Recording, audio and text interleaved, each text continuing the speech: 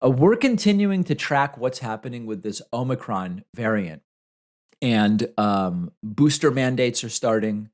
The United Kingdom is setting new records. It is an explosion of information and of panic. And I understand the worry. And I also still don't know that it is warranted on the basis of what we know about Omicron. So let's go through a few different aspects here. Businesses, many employers, and universities are now saying fully vaccinated means 3 shots, not two. Now, however serious Omicron is, the early data is that if you have 3 shots, you are significantly less likely to get a symptomatic infection of Omicron than if you have 2 shots. Now, on asymptomatic, we don't yet really know.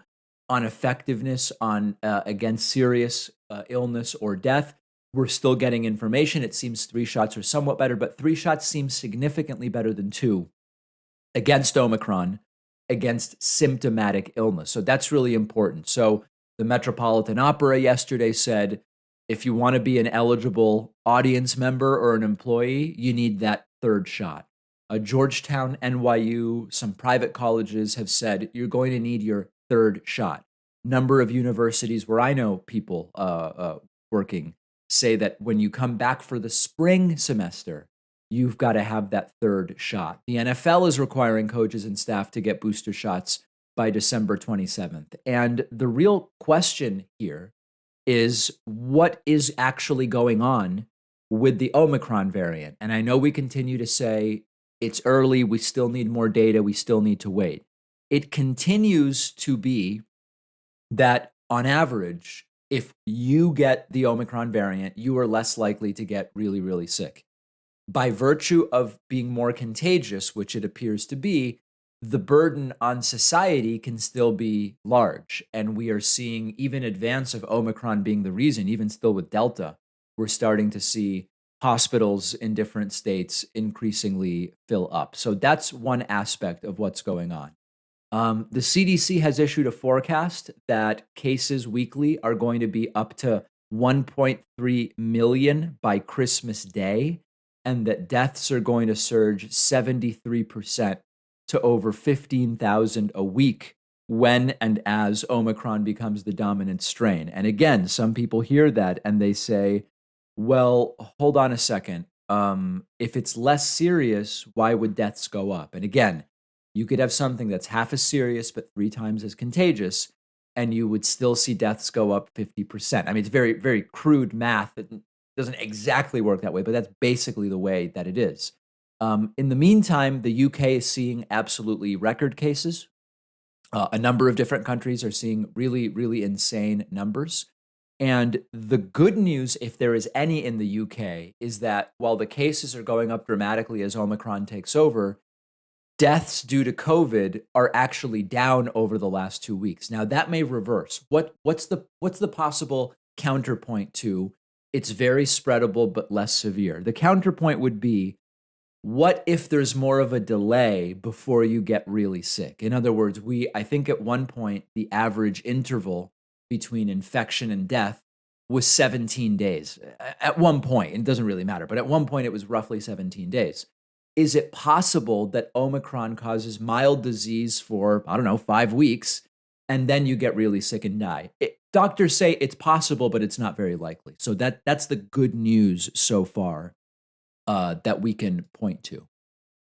Lastly, the White House, there's been this question of, would the U.S. shut down again to the extent that the U.S. ever did shut down?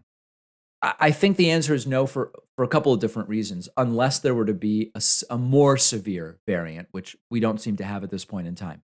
Number one, at the state level, there are very few states at this point that seem willing to do anything even remotely approximating a shutdown. That's number one. Number two, the White House is saying we are not going to do that. We are not going to have sweeping shutdowns.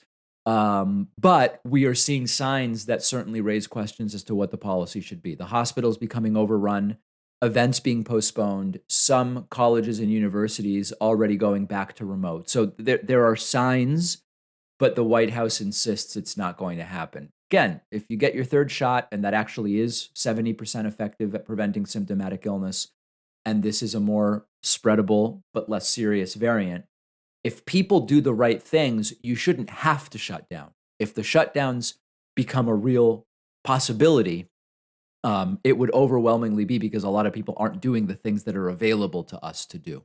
Let me know your thoughts. What do you think will happen in the next 1 to 2 months?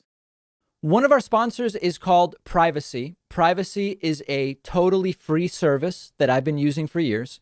Privacy lets me create virtual payment cards with one click, and when I use the virtual card, the money is taken out of my bank account.